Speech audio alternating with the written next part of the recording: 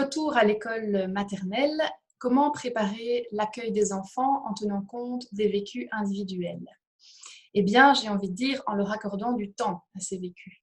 Avant toute activité d'apprentissage proprement dite, c'est vraiment important que l'on puisse prendre soin des enfants. Et donc pour ça, il y a en fait deux alliés pour moi. Il y a le temps et il y a le jeu. En fait, les enfants, ils auront, comme les adultes, quand même vécu plusieurs mois confinés et vont devoir apprendre à se conformer à des nouvelles mesures sanitaires qui sont quand même compliquées à mettre en œuvre quand on est si jeune. Ils vont devoir reprendre le chemin de l'école, chacun avec leur paquet de joie, de doutes, d'inquiétudes, de deuil peut-être non élaboré aussi, d'envie de retrouver des copains, mais peut-être quand même de rester quand même à la maison. Voilà, il faut pouvoir vraiment tenir compte des réalités de chacun, euh, des enfants qui ont peut-être subi des tensions familiales sans pouvoir s'y dérober, de ceux qui ont souffert peut-être de la rupture d'un contact, ceux qui seront un peu abîmés sans doute aussi et qui ne ressortiront pas tellement vainqueurs de cette expérience, de ceux qui peut-être auront perdu un être cher. Et donc, pour tout cela, une disponibilité bienveillante est vraiment plus que la bienvenue. Alors, au moment de sortir du confinement, c'est une expérience quand même, hein. Chaque adulte, chaque enfant va vivre un peu comme un passage en fait entre deux mondes, le monde du dedans et le monde du dehors.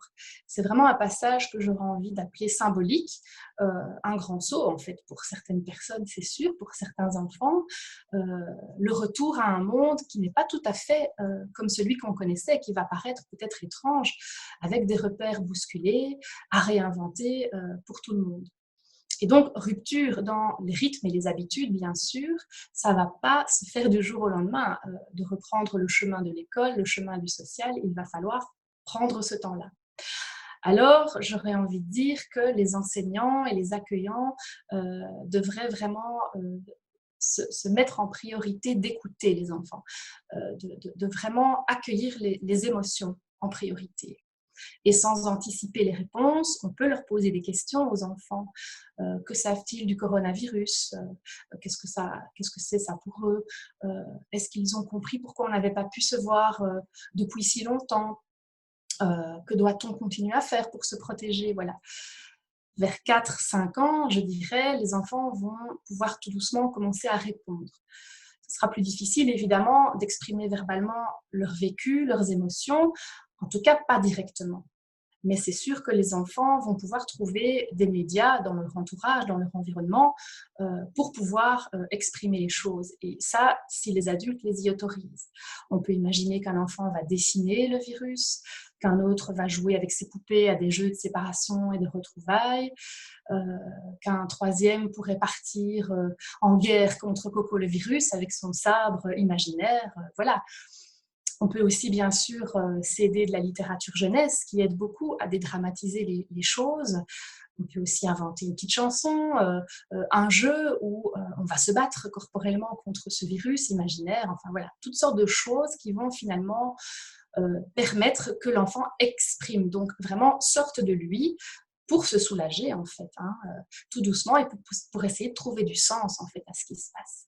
Et je suis sûre que les éducateurs auront vraiment plein de chouettes idées avec les enfants pour pouvoir faire ça.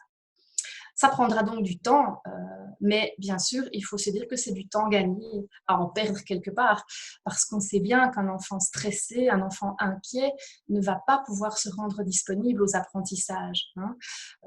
Les neurosciences nous le montrent très bien, il y a des effets dévastateurs du stress sur le cognitif, c'est vraiment inscrit dans le cortical. Donc l'idée, ce n'est pas de mettre le paquet sur les activités pédagogiques. Là maintenant, il faut vraiment se concentrer sur ce que vivent les enfants et quelles sont leurs réalités. Et donc, j'aurais envie de dire, plutôt pencher du côté de ce qui relie. Et ce qui relie, sans doute que c'est le plaisir avant tout avec les enfants. On peut favoriser le jeu dans tous les sens, hein. Le jeu et le rire, c'est vraiment les choses qui nous sauvent quand tout va mal en fait. Et donc, dans ces moments de grande contrainte, il faudra pouvoir tout doucement quand même peu assouplir les règles habituelles. Il sera bien temps de les retrouver, ces règles-là, quand tout sera redevenu normal. Mais voilà, on peut inventer plein de nouvelles façons de jouer avec les enfants. Il faut les regarder, ils vont nous donner des idées. Même dans la distance, on peut faire des chouettes trucs. Des jeux de dedans, dehors, des jeux de cachés, retrouvés. On va aussi penser à remobiliser le corps qui a été quand même immobilisé pendant un très longtemps, c'est sûr. Donc, favoriser le mouvement au maximum, réinvestir les grands espaces, le sol aussi, bien sûr, et puis le dehors, autant que possible. Ne pas s'enfermer. Alors, c'est ça le risque, c'est qu'on aurait peut-être envie de s'enfermer pour mieux contrôler les distances. Mais non, surtout de grâce, ne nous enfermons pas. On a été enfermés pendant 2 mois, peut-être 3, etc. Et donc, il faut vraiment que les enfants et les adultes puissent respirer et puissent un peu sentir une espèce de libération. C'est vraiment très important, en tenant compte toujours, bien sûr, des mesures sanitaires. Et donc, allonger au maximum les temps de récréation, même dans des petits groupes. Hein. Et puis, voilà, essayer de proposer toute une série d'activités corporelles qui sont faisables dans la distance. Si le jeu libre n'est pas permis, on peut inventer des séances de gym, de yoga, de relaxation, inventer des parcours moteurs où chacun à son tour, voilà, on va pouvoir passer sur le parcours. Donc, voilà, vraiment, j'ai envie de dire, d'abord et avant tout, refaire du lien dans le plaisir, en adoptant une posture contenante pour les affects. Voilà. Et pour ça, ce qui est vraiment important à avoir en tête, c'est un travail à l'instar des poupées russes, qui dit que on ne peut pas contenir si on n'a pas soi-même été contenu.